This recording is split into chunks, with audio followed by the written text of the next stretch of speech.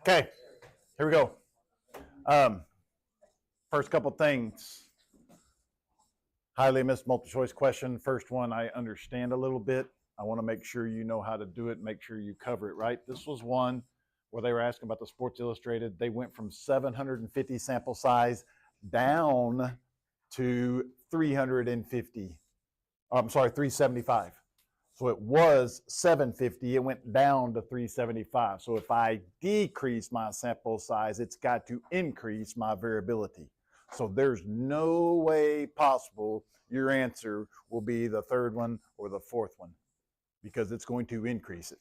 Now you just need to know if it's going to increase it by a factor of 2 or a factor of the square root of 2. And because you decreased it in half and it's the square root of n, then it's the square root of 2. Okay? So that should be that one. You at least should narrow it down to A and B for sure. And it's not going to double because of the square root. The next one highly missed was also a multiple choice. Again, I don't like it when it's multiple choices because those are ones that you will see. And this one I somewhat understand because, again, we don't cover that very much.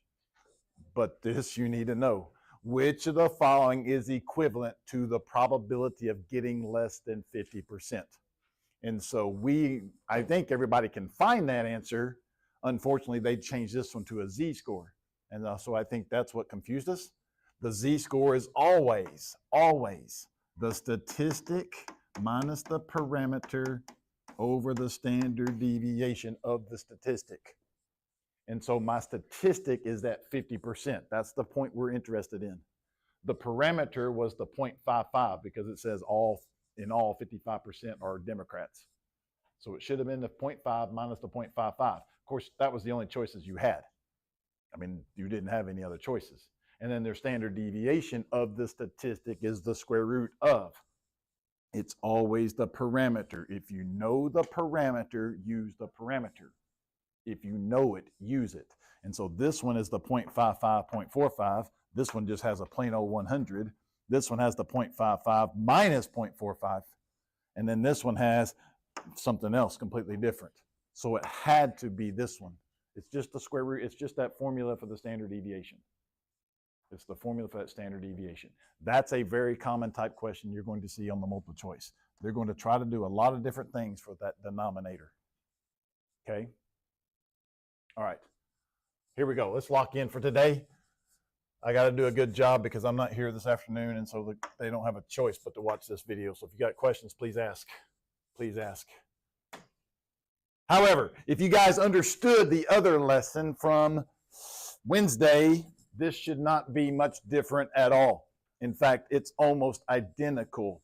The main difference between today's lesson and Wednesday's lesson is we are talking about means today.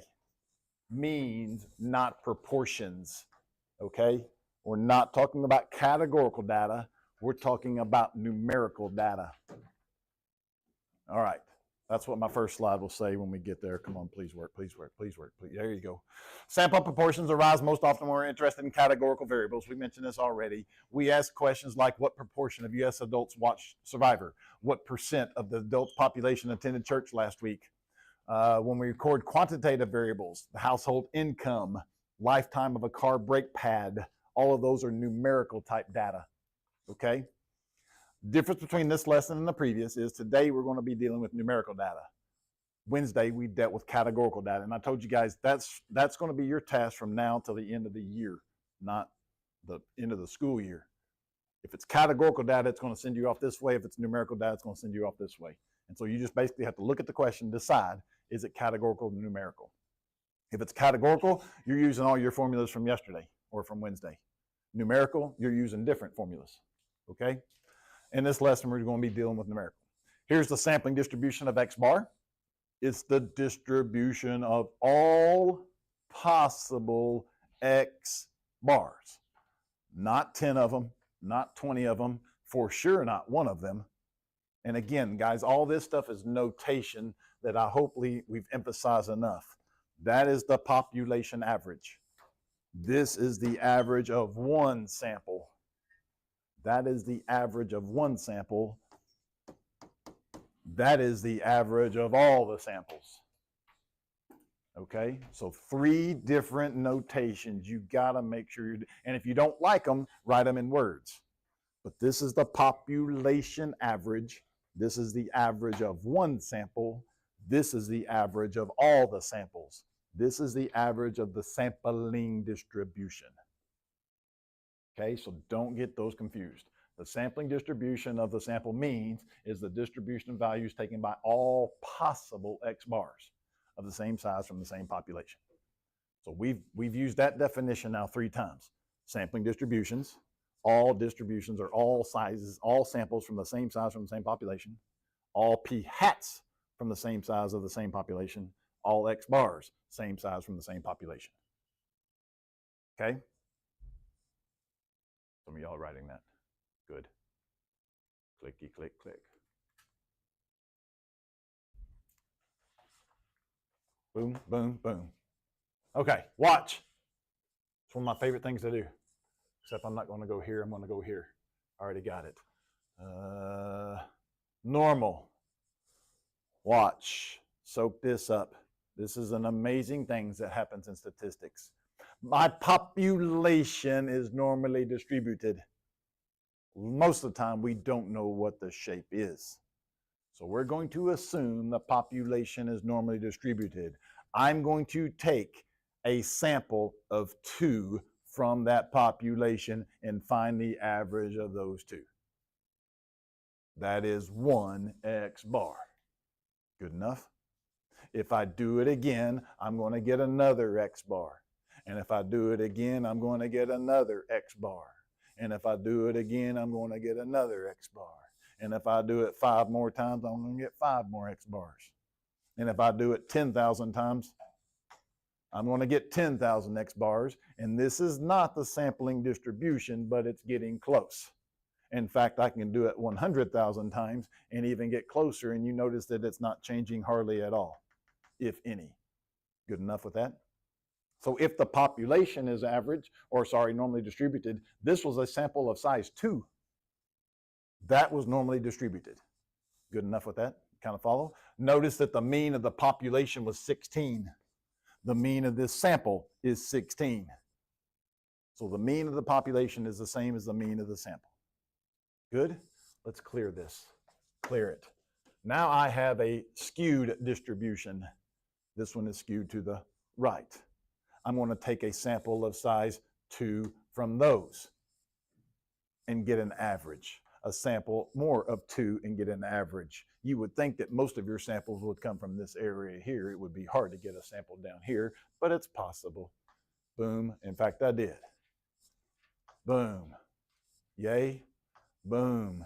We can keep doing that and keep doing that and keep doing that until finally we get a distribution of samples.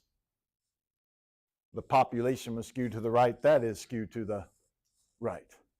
That was a sample of size 2. Now, the center of this is at 8.08. The center of this is exactly 8. Now it's 8.06. Now it's 8.09. Now it's still 8.09. Dadgummit. There, finally it's 8.08. It'll get there. Okay, with good? But now watch this.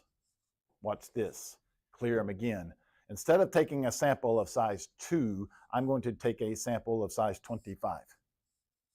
Okay? So I'll do it one time. Here comes 25 of these things. And I'm going to average 25 of these and get an X bar. Takes a little bit longer to get 25 of them. But there we got 1 X bar. Good enough? I don't want to animate any more of those. So I'm going to get 5 more of those. Now I'm going to get 10,000 of them. Now I'm going to get 100,000 of them. And 100,000 and 100,000 and 100,000 doesn't even look like it's changing. First of all, what do you notice? The spread is less. And not only is it less, it used to be skewed to the right. And now it's pretty close to being normally distributed.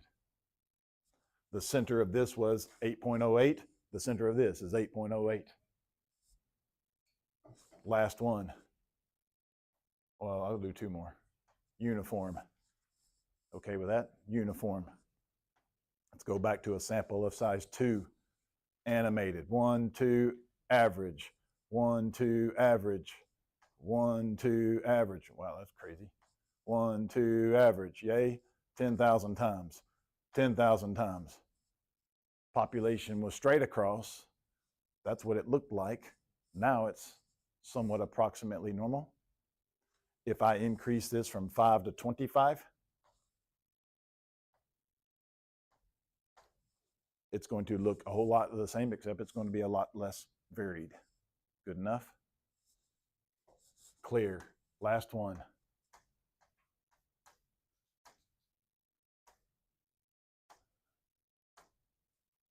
Who knows what that shape is? Good enough? Sample of size 2, animated. 1, 2, boom. Animated. 1, 2, boom. Animated. 1, 2, boom. Let's do 100,000 of them. Holy cow. The population shape is who knows what, and the sample shape is who knows what. Good? Watch. Clear. This is the cool thing about it. Jump it up to 25. Now it's approximately normal. Yay? Here's what I want you to get out of that. I don't go through that with my health. I go through that for you guys to understand this. If the population is approximately normal, it doesn't matter what my sample looked like. It didn't matter what my sample size was. If my population was approximately normal or normal, it didn't change my sampling distribution. I never saw the sampling distribution. I saw a distribution of samples, right? What did you notice about the center? The center was exactly the same. And actually, it didn't matter what the shape was, the center was the same. Okay with that? Soak that up. What did you notice about the variability? As my sample size increased, my variability decreased. It's cool, guys. None of this stuff changes. These things that you now know have in your brain don't change, whether we're talking about means or whether we're talking about proportions. They stay the same. The same thing happens. The same things happen. The center stayed the same, and as I increase my sample size, it decreases my variability. And that's not going to change. That's going to be a common thing in statistics. That always is. So, I think I just did that. I don't think this is a different one.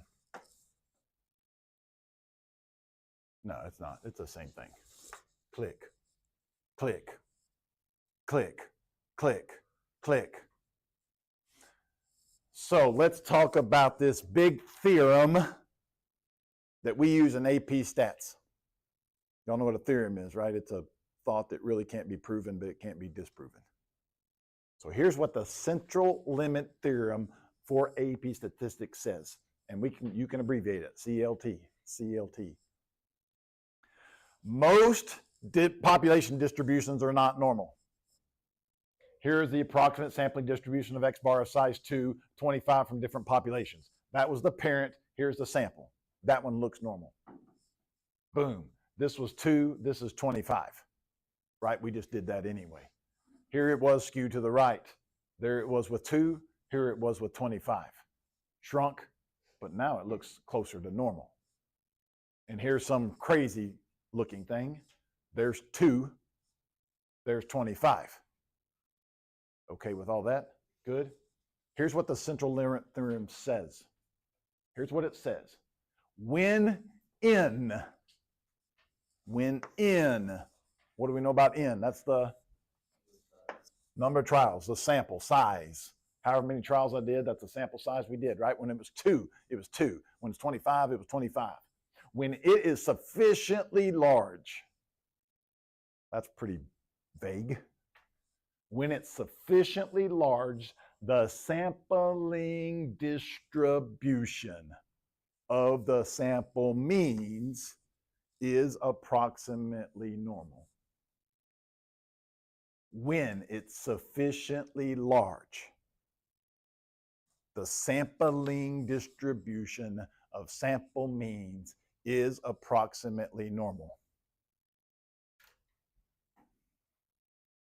What the heck does sufficiently large mean?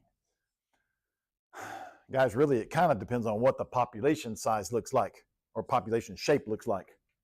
If the population shape's approximately normal, it doesn't really need to be large at all because your sample size is going to be approximately normal. If it's uniform, it really didn't need to be that large because even at 2, it looked approximately normal.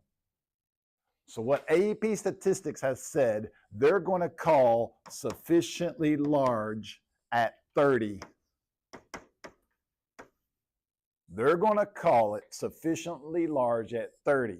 I never even showed you a 30. I showed you a 25. And I think every one of those 25s it got there. So even at the 25 it got there, they're going to call it safe at 30. Think back to all these samples you've seen. How many times have you seen a sample smaller than 30? Very few times, right? That's a pretty small sample size. It doesn't take much to get it to be approximately normal. It doesn't take much to get it to be approximately normal. And guys, again, where you have to tie all this in, it doesn't matter what the population looked like. It doesn't matter what the population looked like. If my sample size is that for means, now we got to kind of start getting this in our head. I'm only talking about means. I'm not talking about proportions anymore, right? In proportions, we had to do something different. We had to say n times p and n times 1 minus p had to be bigger than 10 to be approximately normal. So this is where it gets just a little bit confusing. This is where, I don't want to say it gets hard, but it kind of just gets a little bit confusing. Your proof of normality is different for categorical data than it is for numerical data. But it's kind of like you don't have a p over there. So you can't do n times p over there because you don't even have one. I'll never forget the kid that came up and says, I can't prove normality. I said, why not? He goes, I can't find the p. I said, good gracious, son. Well, I don't know how to help you. I mean, I can't find one either. There's not one. It's not p's. It's means. So when it's not p's, you can't do this. You have to do that. What if it's not 30? We got issues. We got issues unless if it's close to 30, we can still come close, but how many times have you ever seen one smaller than 30? Y'all follow okay with that? So when you have issues, they're going to lead you up to issues like, what is the problem with this? My sample size is not large enough. The CLT can be safely applied at 30. At 30. And if you can understand that, guys, that's pretty much the only difference between it and Wednesday's lesson, other than one other small detail. Because the formula for the standard deviation has to be different because the old formula was p times 1 minus p over n, and I don't have any p's. So I can't use that formula. Click. The shape of the sampling distribution will be approximately normal, provided what? As long as a central limit theorem can be applied. As long as n is greater than 30. Does it have to be greater than, what if it is 30? Yeah, we'll probably go with it. What if it's 29? We'll probably go with it, but we're going to start to question a little bit. What if it's only 2? Well, now we got a problem. Now we got a problem. Now you're just flat, lazy statistician because you're only getting 2. You're not getting a very good information. Okay with that? Y'all good? The shape. So now you know the shape. Well, next thing we're going to talk about, I do throw this little asterisk in.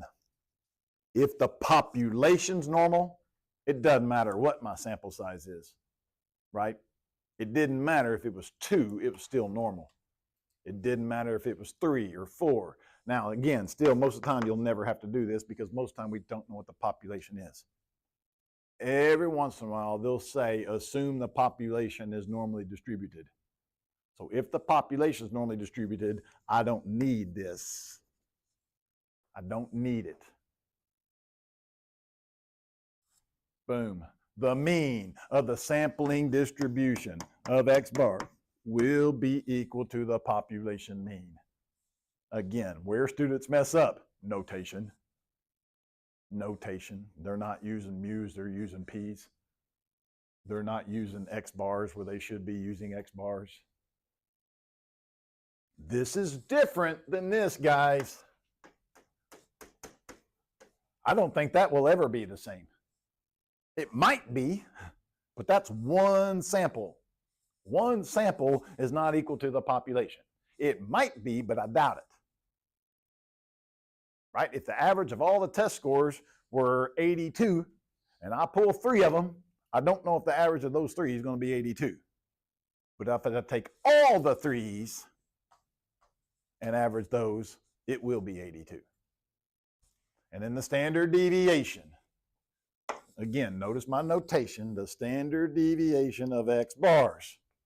Why am I using X bars and not P hats? Because it's numerical data. It's equal to the standard deviation of the population over the square root of n. Over the square root of n. So it's close to the same.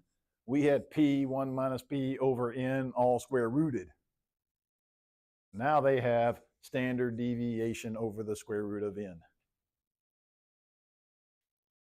Let me try to trick you, but I'm not going to, I don't think, because you guys are too freaking smart.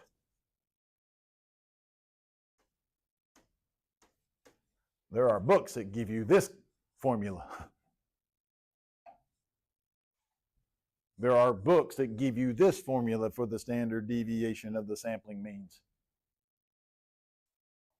Y'all see the right? The square root of sigma squared is just plain old sigma, and the square root of n is n.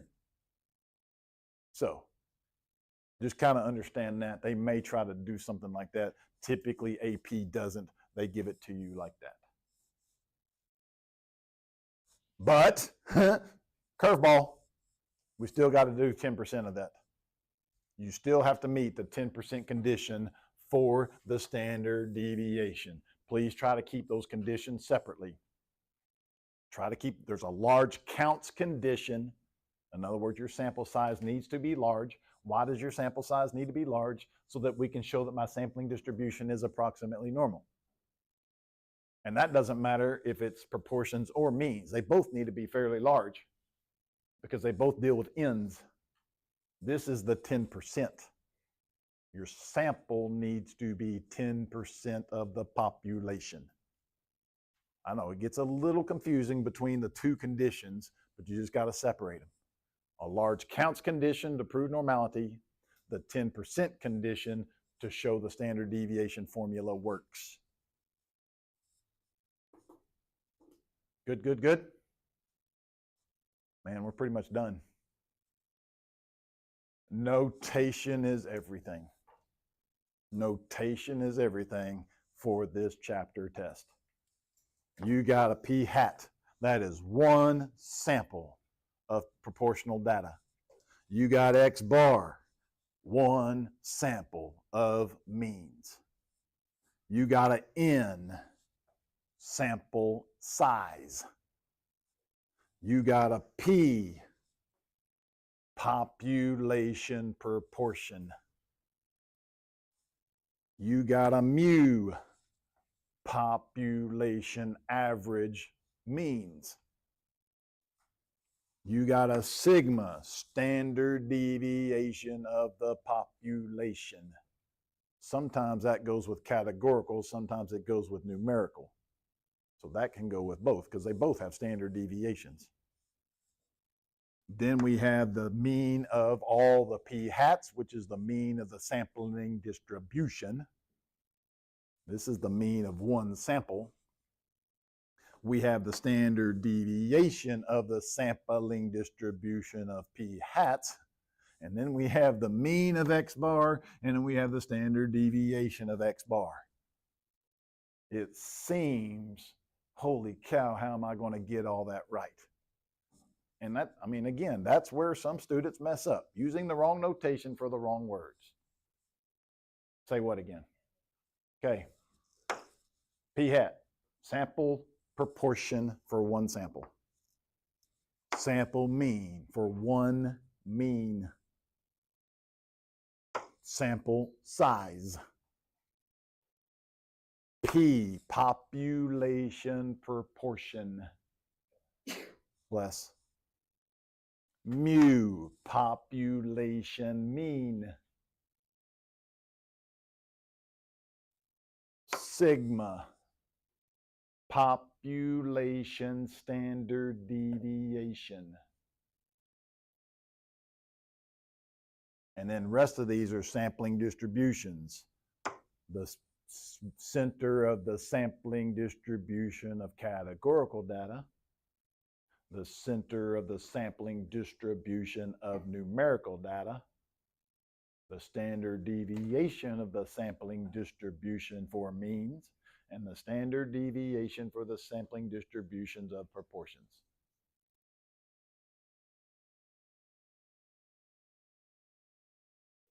If you can know where all those are and where they need to go, and if you don't remember, then put it in words.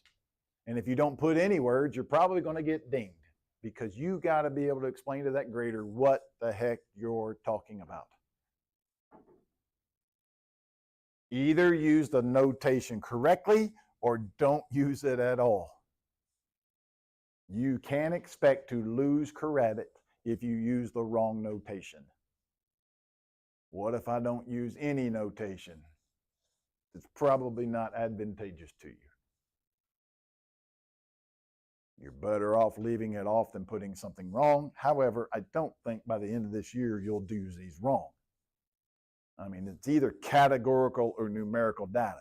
And if it's categorical data, it can't be that, it can't be that, it can't be that, and it can't be that.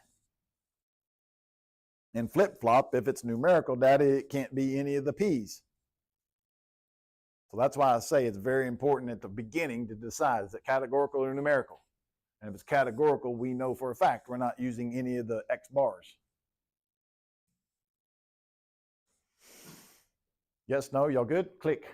Every day people watch 1 billion hours of YouTube. That breaks down to every single person on earth watching YouTube for about 8.4 minutes. Click. US teens, any given day, the amount of time spent watching YouTube videos is approximately normal. That means I what? Don't care what the sample size is. With a mean of 18.5 and a standard deviation of 5.3. I told you guys when we first started to learn standard deviation, most of the time they're going to give it to you. That's why we don't even really need to figure out how to calculate it, because most of the time they give it to you. I don't know why I put that other than that's what this says. Notation, numbers. Find the probability. Find the probability that a randomly selected teen watches YouTube more than 25 minutes. More than 25 minutes. I still get a couple of knuckleheads that might change that to 26. Don't. It's not discrete data, it's continuous data. What if I put an equal sign? You can, because it's continuous data. And it won't matter because the area of that 25 actually has no area. This is actually from chapter 2. This is from chapter 2 because your sample size is 1. And so really it's over the square root of 1, and that's what you guys did in chapter 2. You just didn't know it. If you wanted to find the z-score of this, if you wanted to, I want to make sure you remember it's 25 minus 18.5 over 5.3. If you wanted to, that's the z-score. I do like to make sure you remember that. What does the z-score tell us? How many standard deviations the value is from the mean. If it's negative, we're below. If it's positive, we're above. Except we know we're below because we're at 20. What about, no, we're above. Sorry. We're above the mean. But with our calculators and Desmos, we don't have to find z-scores. We can just punch in 25 to 99999, 18.5, 5.3. Enter. Clicky, click, click. What is the mean of the sampling distribution Notation, the mean of the sampling distribution. 18.5. We don't have to do any work for that. It's the same as the mean of the population. We don't have to do any work for that. Calculate and interpret the standard deviation of the sampling distribution of X. Oh, I have a sample of 10. Here we go. There's 10 of these guys. So the sampling distribution of X bar is equal to the population standard deviation, which I forgot what that was, 5.3. 5.3 over the square root of 10. Oh! You're going to get dinged.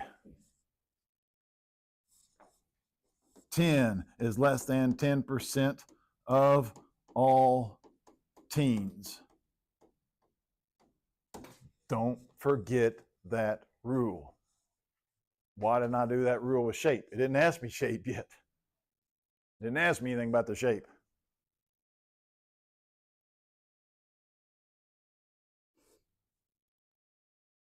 Pencils, y'all okay? Click. Find the probability that the time spent watching TV, YouTube for the teens in the sample. This is where we got to start reading these a little bit carefully, because this is a little bit different than chapter 2. Chapter 2, our sample was only 1. So I want the probability. Now look at my notation. I want X bar greater than 25 minutes. And so now I'm going to go 25 to 99999 with the same mean, but my standard deviation is different because it was 5.3 by itself, or over the square root of 1. Now it's 5.3 over the square root of 10.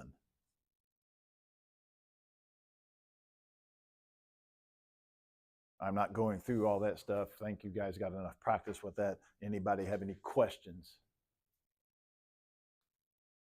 Not too difficult, yes. Again, just little bitty curveballs that are a little bit different.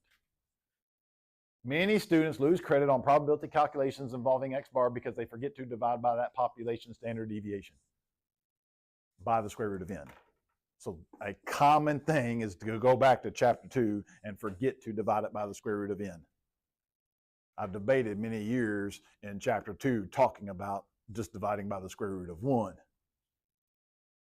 But that became more confusing of why are we doing that? And I started, oh, you'll find out later. And anyway. iPhone users who share their data with Apple, the weekly screen time is skewed to the right. It's skewed to the right with a mean of 13.5 and a standard deviation of 3.75. A random sample of 100 iPhone users. And that X bar is calculated. Y'all soaking that up? Everybody okay? If I wanted to, I could say, well, they already put mu equals 13.5 and sigma equals 3.5. N is equal to 100. We're good with n being 100 because 100 is greater than 30. And so I don't care what that shape is there. That's the population shape. I don't care. My sampling distribution will be approximately normal because my sample size is bigger than 30. Click. Describe the shape of the sampling distribution. I already told you. Approx, norm, n equals 30. N equals 100. Let me erase this. I need to get this blue off there. It's harder to see. N equals 100, which is greater than 30. Beautiful. That's all I need. That's all I need. Approx normal. How do you know? Prove it. N is 100, which is greater than 30. Beautiful. I don't think you can write anything less than that. Whoa, throwing stuff around now. Find the mean. I already found the mean. Oh, I did not. I found the mean. The mean of the sampling distribution of X bar is equal to the mean of the population, which I already forgot what that was. Oh, here we go, 13.5. There's no condition for that one, guys. There's no condition for that. That's true no matter what. I don't care what anything looks like. That's true. And then I want the standard deviation. And the standard deviation of X bar is equal to the population standard deviation, which is 3.75. Square root of 100. This one has a condition. 100 is less than 10% of all iPhone users. Yay?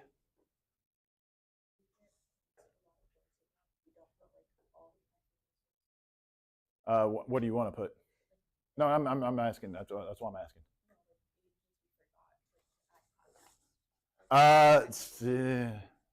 Depends. Yeah, it just depends. Right? Is that fair? She's asking like, what if I forget to put the context here, right? That becomes iffy. It kind of depends on how much the question, if that's just a single question by itself, it's probably a whole lot more important than if it's a question like mixed in with a lot of other stuff. Fair enough? Y'all, we understand we need to write context as much as we can. I'm not going to grade, I'm going to see less than 10% of all. As long as you got something right there, we're going to be good to go. And if you don't have it in context, what AP will typically do is, as long as you have context somewhere, what they'll typically do, as long as you have context somewhere, they'll give it to you. Everybody good? Happy, joy? Not too bad, right? I hope. Calculate the probability that the weekly screen time of X bar, so again, let's use our notation correctly. Probability that X bar will be less than 13 or greater than 12. Okay? If you wanted to, you could turn those into z-scores. You may have to on the test because that might be the multiple choice portion of it. But if it's not, we're not going to. We already said that it's approximately normally distributed. We already said the mean of X bar is equal to, was it 13.5? Yep, 13.5. And we already said the standard deviation. I didn't do it, but I know it's 0.375 because I can do math in my head because square root of 100 is 10. So it's 0.375. And if I want 12, 12 is right here. And 13 is right here. 12, 13. Beautiful. Boom, boom, boom, boom, boom. Let Desmos do it. Let your calculator do it. Again, I've seen AP give full marks for this without even an answer. Because you know what you're doing. Now, if I didn't prove anything before, I'd need to prove this and prove this, but I already proved it. We already proved it in the earlier portion. Y'all okay? Everybody good? Let's talk about the difference between two means, and then that's all we need to know, I think. I don't think there's any other tricks to this. So you already know this already, guys. I don't want to beat it in your heads, right? If this distribution is approximately normal, and this distribution over here is approximately normal, and I want the difference between the two, we know that this is that normal, and this is normal, and I'm subtracting, and this one has to be normal. If both sampling distributions are approximately normal, then the difference will be approximately normal. It will be. It will be. Notice that they put the word approx a whole lot. Notice that they put the difference, and then they talk about the sampling distributions. I did mention this about abbreviating sampling. Don't abbreviate sampling distributions like that, right? Because that looks like standard deviation. So don't abbreviate sampling distribution. Just samp dist. You can do that. That's fine. You can do that. That's fine. Everybody knows what you're talking about. Okay, so the shape. We actually already know the center, because if the center is 20 over here and the center is 10 over here, the difference between the centers is 10. You should subtract the two. And here's their notation. Mu of X bar 1 minus X bar 2 is equal to mu 1 minus mu 2. And again, you already know this. You already know this. We've already done it with proportions, and we did it with combining data in chapter 6. And the last thing we need to know about is the standard deviation, and you already know how to combine that because we don't ever combine standard deviations. We have to combine the variances. And so this one becomes a little bit more confusing because we have to end up with this sigma squared because you have to square it. But you don't square the n because it had a radical, right? It had a radical, so you squared it and you got rid of that radical.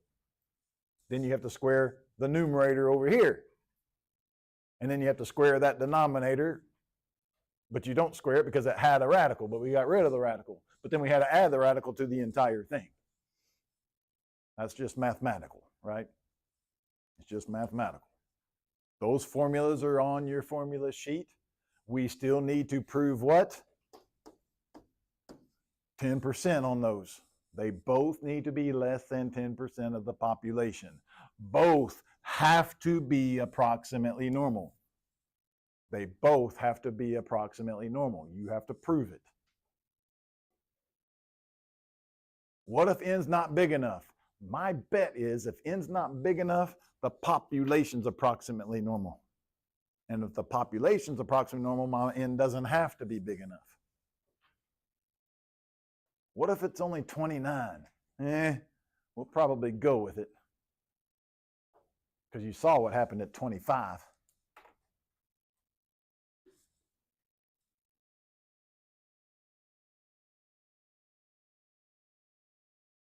Okay, go good? Clicky, click, click. Clicky, click, click. Oh, I showed you the formula sheet the other day. I want to make sure, again, let me just show you. I'll feel better if I do.